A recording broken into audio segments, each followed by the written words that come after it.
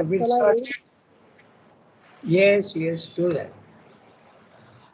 But these conclusions are only first reasonings or primary intuitions found on our inner self experience and the apparent facts of universal existence.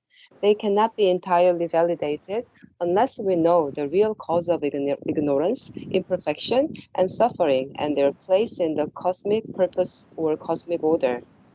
There are three prepositions about God and the Word.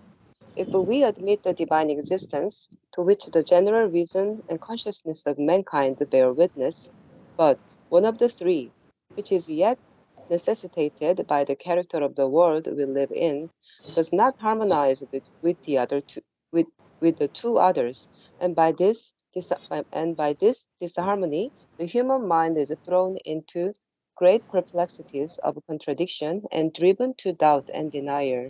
But we find a, we find affirmed an omnipresent divinity and reality, pure, perfect, and blissful, without whom, apart from whom, nothing could exist, since all exists only by him and in his being.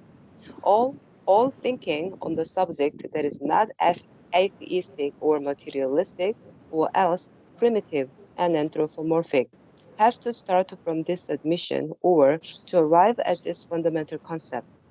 It is true that certain religions seem to suppose an extra cosmic deity who has created the world outside and apart from his own existence. But when they come to construct a theology or spiritual philosophy, these two admit omnipresence or immanence. For this omnipresence imposes itself is a necessity of spiritual thinking. If there is such a divinity, self, or reality, it must be everywhere, one and individual. Nothing can possibly exist apart from its existence. Nothing can be born from another than that. There can be nothing there can be nothing unsupported by that, independent of it, unfilled by the breath and powers of its being. It has been held indeed that the imperfection, the suffering of this world are not supported by the divine existence. But we have then to suppose two gods, or Orumuts of the good, and the Ahriman of the evil, or perhaps a perfect supracosmic and immanent being, and an imperfect cosmic demiurge, or separate and divine nature. This is a possible conception, but improbable to our highest intelligence. It can only be at most a subordinate aspect, not the original truth or the whole truth of things. Nor can you suppose that the one self and spirit in all and the one power creator of all are different, contrary in the character of their being, separate in their will and purpose.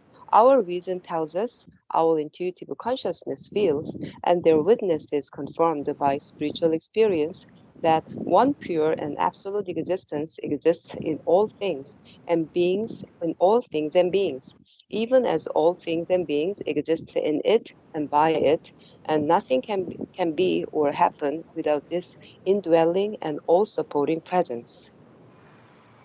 Yeah. Okay. So the chapter is the divine and the undivine, right? So just 1 second.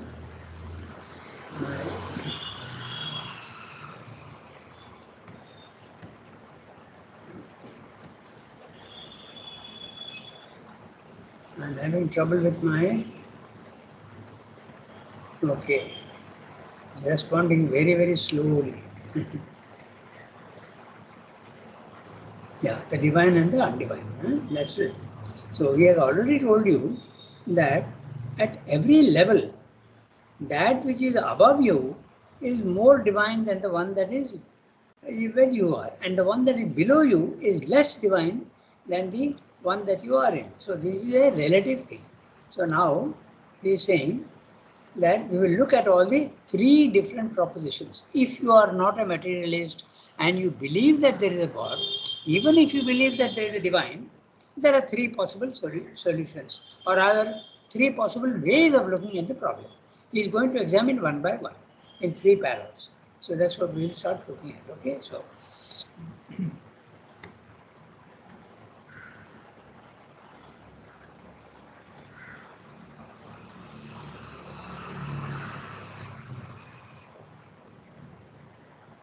okay, so my summary is still not working.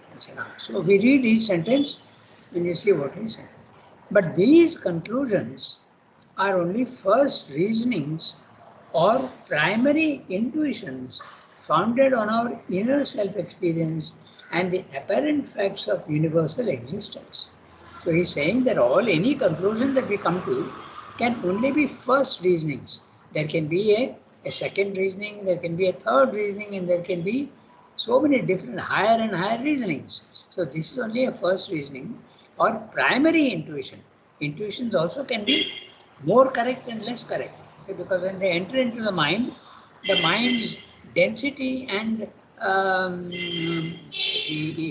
the impurities of the mind distort the intuition. So therefore, primary intuitions founded on our inner self-experience. What I have experienced also can be at different levels, different things. We see that at our level, we see the physical world as real. When you go there, the physical world is unreal. So there are very different facts at different levels. So that's why he's saying it's first founded on the inner self-experience and the apparent facts of universal existence. It is conditional and fundamental way of looking at things. That's what he's saying. Now he's going to look more carefully at the possibilities. They cannot be entirely validated, our conclusions, unless we know the real cause of ignorance, the highest reason for why is there ignorance, why is there imperfection, why is there the undivine, okay, and suffering, and their place in the common cosmic purpose or cosmic order. If there is at all a suffering, and the suffering is very clear, because he's saying it is apparent facts of universal existence, there is certainly suffering. But what is the purpose of suffering? Why did the divine start this? So, if you are a materialist, the problem is different. But he is going to discuss when you admit the presence of God. That also can be of three types. That's what he's going to tell you. There are three propositions about God and the world, if we admit the divine existence. So all that he is going to say now will not apply to those who are unbelievers. They are believers. They feel that yes, there is a divine who has created the world. But there are three different ways of looking at it. You admit the divine presence, but there are three ways. One by one, he will discuss in each para. If we admit the divine existence at all, to which the general reason and consciousness of mankind bear witness. 90% of people believe in God. Okay. Even in the materialistic West, you ask, they have made surveys also, and they have seen that most people are religious. When you are religious and you go to a church or a mosque or anything, you believe that there is a supra-physical entity which is creating the world and governing it. You believe that. It may be ignorant and it may be wrong, but anyway you believe it. To which the general reason and consciousness of man bear witness. Most human beings will say, yes, there is a divine. Although we don't know it, but we feel that there is a divine. But one of the three possibilities of living, which is yet necessitated by the character of the world we live in, does not harmonize with the two others. So there are three possibilities, and the first one is not in harmony with the two others. What is that? He will discuss. And by this disharmony, the human mind is thrown into great perplexities of contradictions and driven to doubt and denial. Okay? So, for first, so he is discussing the first one.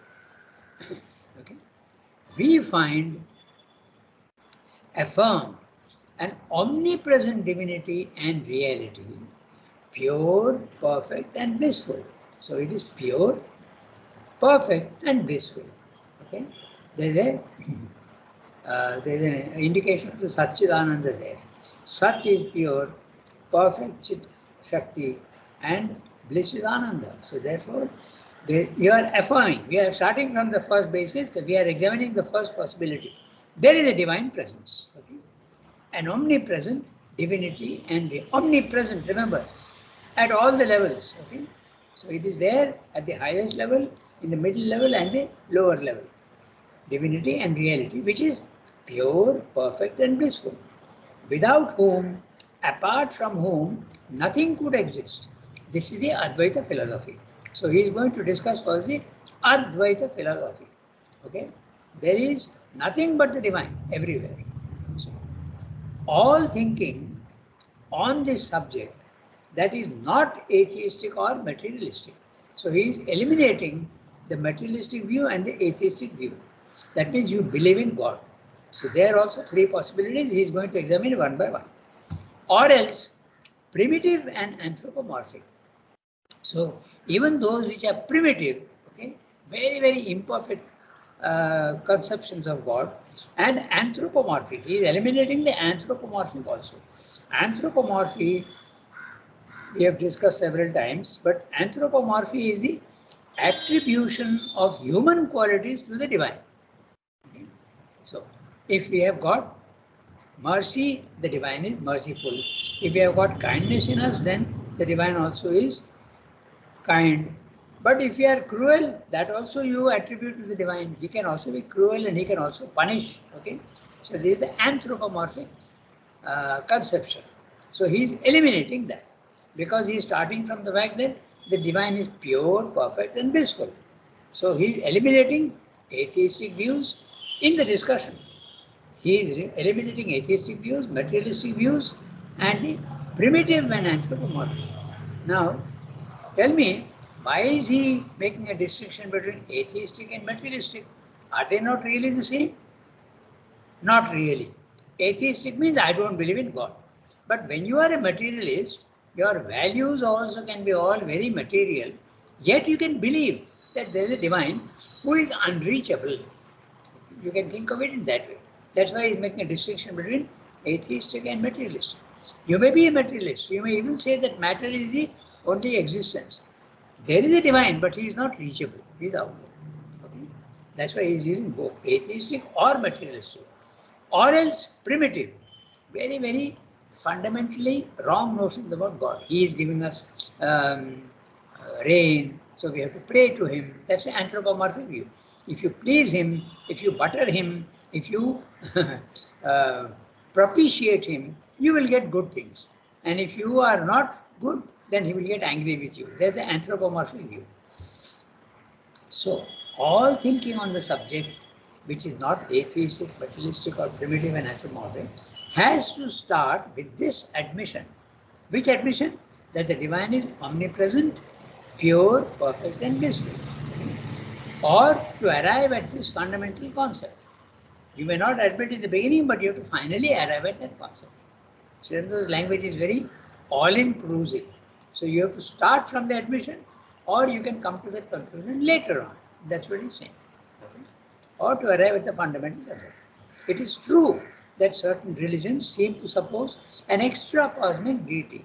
You believe that there is a deity and he is extra cosmic, who has created a world outside and apart from his own existence. Okay? So he has created the world, but he is not in the world. This is the first one that he is discussing. The divine has created the world, but he is not in the world. Okay? So that's a Mayavada theory also, and the Buddhistic theory also to a certain extent. The world is there, but the divine is not here. You have to go up to get the divine. Okay? It is true that certain religions seem to suppose an extra cosmic deity. What does it mean? Beyond the universe. In other words, he is not in the universe. Extra cosmic. Who has created a world outside, not in himself, and apart from his own existence. It is something separate from his own existence. But when they come,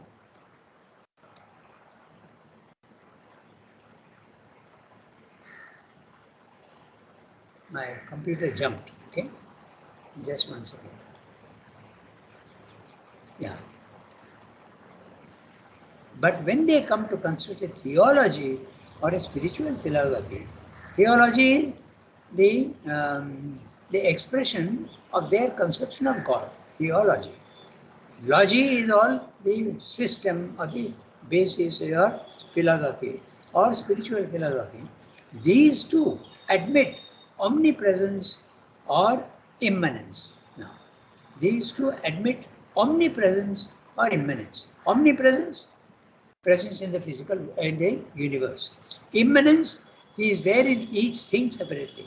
So omnipresence relates to the second level of the cosmos, and the immanence relates to the first level, the materialistic level. The divine presence is there in everything: stone, insects, animals, human beings. Okay. So, for this omnipresence imposes itself is a necessity of spiritual thinking. If you believe in the divine, okay, you must necessarily end up with omnipresence or immanence. For this omnipresence imposes itself. You have to think, if you think of God, you can't exclude him. It is true he's saying that some religions don't, okay, they do, he's admitting that. But normally when you have the conception that there is a divine, you admit that he is there in the physical world.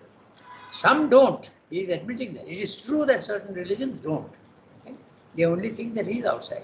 But most of these, those who believe in God, do admit omnipresence or immanence. For this omnipresence imposes itself. It's a necessity of spiritual thinking. If there is such a divinity, self or reality, it must be everywhere. That's how normally you would think. Okay? I believe in God, and he has to be everywhere because he is omnipotent and omnipresent. It must be everywhere. One and indivisible. Okay? The divine is only one. You have started with the idea that the divine is all. Nothing can possibly exist apart from its existence. Nothing can be born from another than that, because that's the Advaita philosophy. There can be nothing unsupported by that, independent of it, unfulfilled by the breadth and power of its being. This is the first possibility that is discussing. Okay? It's not that you have to admit all these things. He is discussing the possibility of the divine being everywhere. And what are its consequences? That's what. If it is everywhere, how to explain suffering? That's what he is discussing. Okay? The divine and the undivine, that's the chapter. So, each conception of God will have consequences. So that's what he is discussing. So, there can be nothing unsupported by that, independent of it, unfulfilled by the breadth and power of its being. It has been held indeed that the ignorance, the imperfection, the suffering of this world are not supported by the divine existence. Even that can be admitted. Yes, there is a divine, but he does not agree, he does not approve of all the suffering and the imperfection in the physical world. That all is possible to think at our level. If you are not an Advaitin, it is possible to think like that. In fact, there are many religions. He will tell you one by one, he will tell you. But we have then to suppose two gods, an Ormuzd of the good and an Ahriman of the evil. So this is the Ormuzd and Ahriman are in the Parsi philosophy, Zoroastrianism. Okay? So Zoroastrianism, they do say that there are two gods. One is Ormuzd for the good and Ahriman of the evil. This concept is there in many, many religions. Heaven and Hades in Christianity. In Islam, Jannat and Jahannam. So these conceptions are not uncommon. They are quite common in many religions. So we have then to suppose two gods, an Ormuzd of the good and an Ahriman of the evil. And perhaps a perfect supracosmic and immanent being and an imperfect cosmic demiurge or separate undivine nature. So he's saying you put it in different words, it comes to this. A perfect supracosmic and immanent being. He is perfect, okay? But he is outside the universe, supracosmic and immanent. He is there also in each being. And an imperfect cosmic demiurge. A demiurge is a half-divine, semi-divine creature. Okay? The demiurge usually refers to that. Just one second. So, demiurge. Demiurge is semi-divine creature. He is not fully divine, but semi-divine. or separate undivine nature. Either it can be half divine or it can be undivine. The conceptions of Hades and the conception of Jahannu and all these are usually undivine nature. This is a possible conception. It's possible to think of it that way, but improbable to our highest intelligence. The highest intelligence, when you are really thinking, if there is a God who is perfect, okay, he started, remember, perfect, omnipresent, pure. He has used these words. If you start from that basis, how can you think that he is creating imperfection and suffering in the pain? Not possible. So the highest intelligence cannot admit two gods. They have to admit only one God. But then you have a problem. If you are admitting only one God, this one God has created suffering and pain in the physical world. How to explain that? So that is something that we will do. Okay? We can explain, and that we will do. But this, going step by step, is arguing. Okay? This is possible conception. This is a possible conception, but improbable to our highest intelligence. It can only be at most a subordinate aspect, not the original truth or the whole truth of things. So, if you are a little bit not very, very strict in your reasoning, you can admit that, okay, he has created everything, so there is imperfection in the physical world. It can be subordinate aspect, a lower aspect, but not the original truth of the whole truth of things. Nor can we suppose that the one self and spirit in all and the one power creator of all are different. So, the one divine and the one who is creating the divine, creating the world are different. You can't admit that. Nor can we suppose that the one self and spirit in all and the one power, creator of all, are different, contrary in the character of their being, separate in their will and purpose. You can't think that there can be two powers.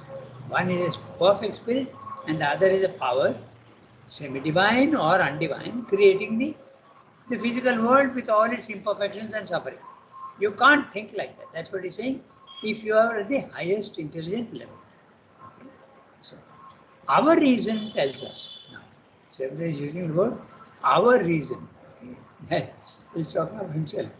Our reason tells us, our intuitive consciousness feels, and their witness is confirmed by spiritual experience, that the one pure and absolute existence exists in all things and beings, even as all things and beings exist in it and by it, and nothing can be or happen without this indwelling and all-supporting presence. So he's saying, whatever your theories are, spiritual experience confirms that there is only one divine above the universe, in the universe, as well as in the individual. And the individual can be even an atom. Individual is the last separated unit, not necessarily a human being. Okay? So you have to admit that. And spiritual, your intuition that divine is perfect and he must have, there can be no imperfection in him, is actually supported by spiritual experience, confirmed by spiritual experience. That the one pure and absolute existence exists in all things and beings, even as all things and beings exist in it.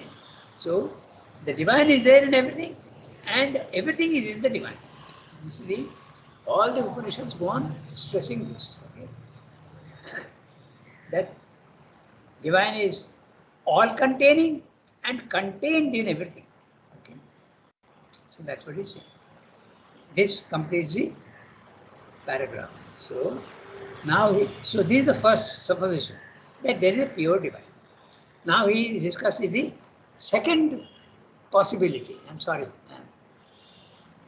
there's an ant which has entered my back. Okay, so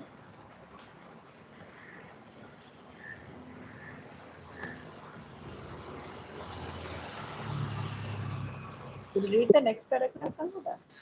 just 1 minute. Just 1 minute.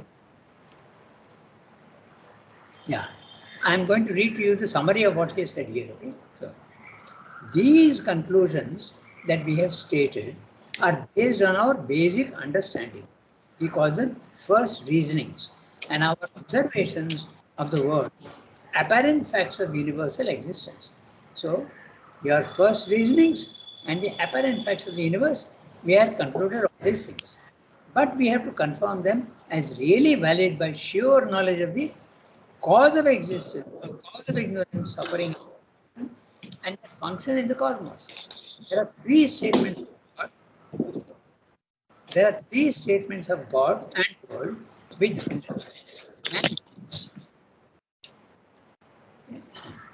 man makes. Okay. First, there is an omnipresent divine reality which is perfect and without which nothing can exist. Second, as a consequence of the first, the consciousness and power of the divine reality. This is what he's going to tell you in the second one, which we have not yet read.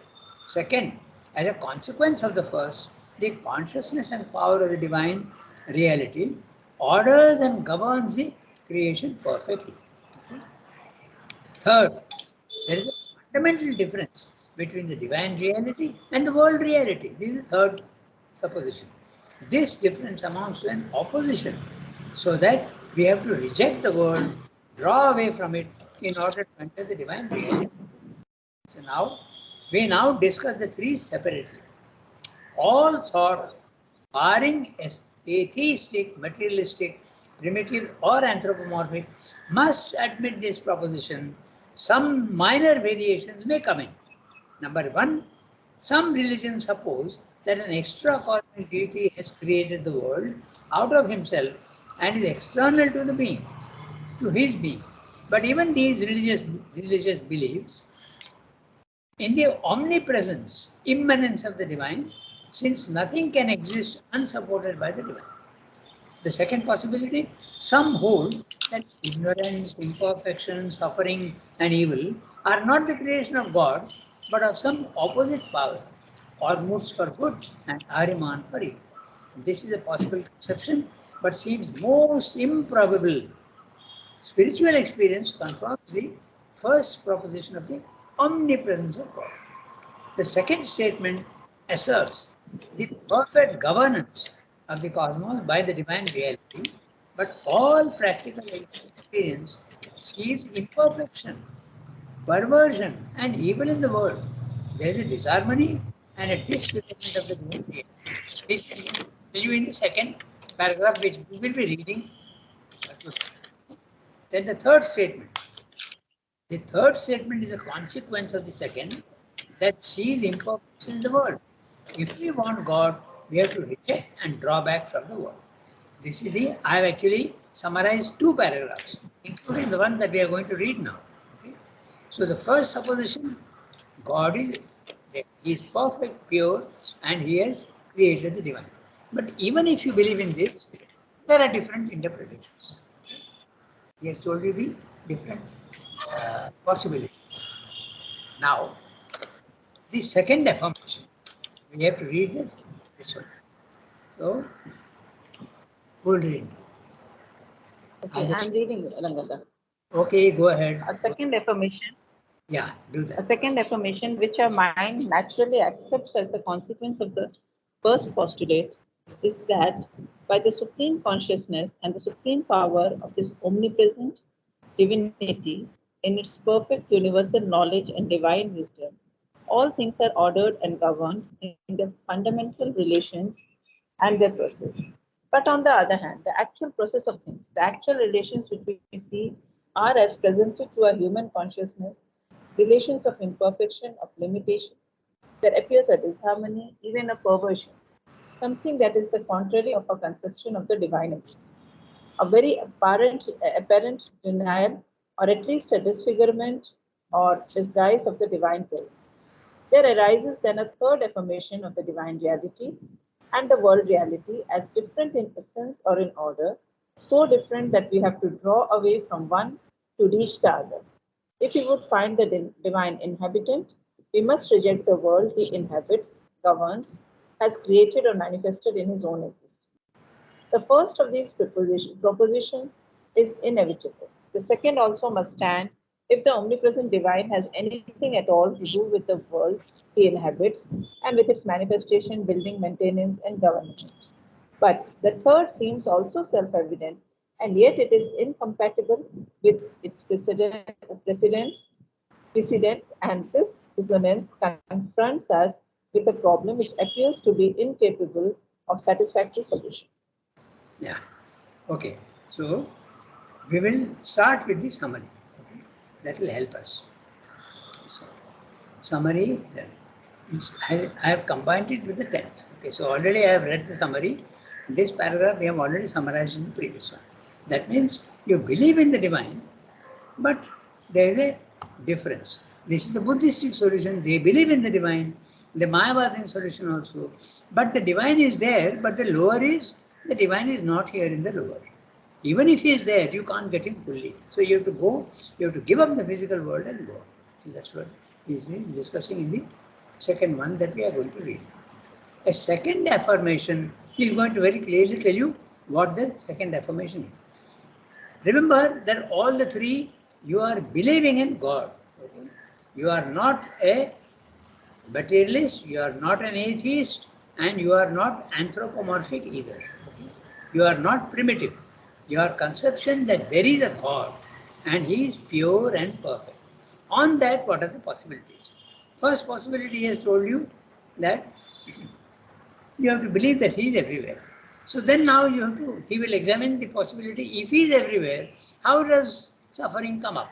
That he will deal in another chapter altogether. Okay? He is discussing all the various possibilities. Then, the second affirmation, in the belief of God, which our mind naturally accepts as a consequence of the first postulate, is that the supreme consciousness and supreme power of this omnipresent divinity, in its perfect universal knowledge and divine wisdom, all things are ordered and governed in their fundamental relations and their process.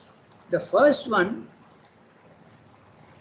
is, but the second one is saying that the divine is fully conscious of what he has produced in the world and is governing it. Okay? So, not only he has created, but he is also governing it. Okay? This is the second proposition, that the divine has created the world, but is also governing it. Okay? Ordered and governed in their fundamental relations. But on the other hand, the actual process of things, the actual relations which we see here, I admit that the divine is there, but I am seeing also imperfection, falsehood, and perversion here, as presented to our human consciousness. Relations of imperfection, of limitation, there appears a disharmony, even a perversion, something that is contrary to our conception of the divine existence, a very apparent denial or at least a disfigurement or disguise of the divine presence. So here also he is giving you various different ways of looking at the problem. You are admitting the divine, but very obviously I am seeing death, suffering, okay, cruelty, I am suffering. How to explain all these things? That explanation will come later on. Something that is contrary to our conception of the divine existence, a very apparent denial or at least disfigurement or disguise of the divine presence. So it could be an apparent denial, downright, okay, that divine is not there in the physical, or at least a disfigurement. So he is there, but he has hidden himself or he has disguised himself, okay, of the divine presence. Then the third one, there arises then a third affirmation of the divine reality and the world reality as different in essence or in order, so different that we have to draw away from one to reach the other. This is the Buddhistic or the Mayavadic solution. So different they are. Okay? There is a divine reality and a world reality. Not the words. The world is real, okay? But you have to get away from it. As different in essence or in order. Okay? In other words, essence is hidden, but also in order. So different that we have to draw away from one to reach the other. If we would find the divine inhabitant, okay, if you consider it in yourself when you find the divine inhabitant within yourself, or in the universe also, he is inhabiting the universe. not the transcendent. We must reject the world he inhabits, governs, has created, or manifested in his own existence. So, the first of these three propositions is inevitable. The second also must stand if the omnipresent divine has anything at all to do with the world he inhabits and with its manifestation, building, maintenance, and government. But the third seems also self-evident, and yet it is incompatible with its precedents. And this dissonance confronts us with a problem which appears to be incapable of satisfactory solution. When you think of the divine as perfect, yet you see the imperfection in the physical world and you have to get away from it, it's impossible to solve the problem. That is the reason why Sridhar says that the Buddhistic solution is a temporary solution, but it's not a satisfactory solution. Incapable of satisfactory solution. Solution, yes, you can get rid of the suffering. But satisfactory? No, because the world still continues to suffer.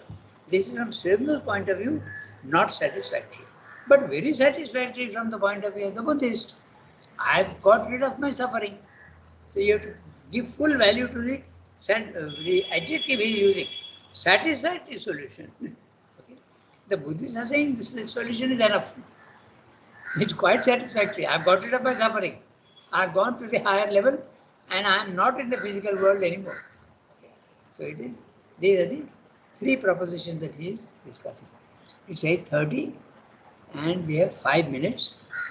Maybe we can read the next para. Shilpa is the one who has not read.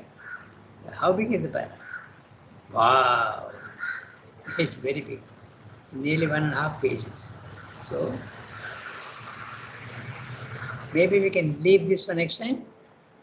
It is not difficult. But it's because Archana has to leave in any case sometimes a little early. So, and then today also, Yasmin also is not there.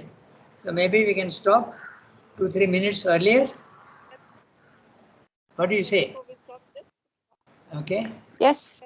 Yeah, we'll stop today because even Shilpa doesn't seem to be there. Only Sonki and Archana is there, and Archana will leave a little earlier because she has work to do. So we stop here today, okay? It is not difficult. We'll read from there. And the page is 414.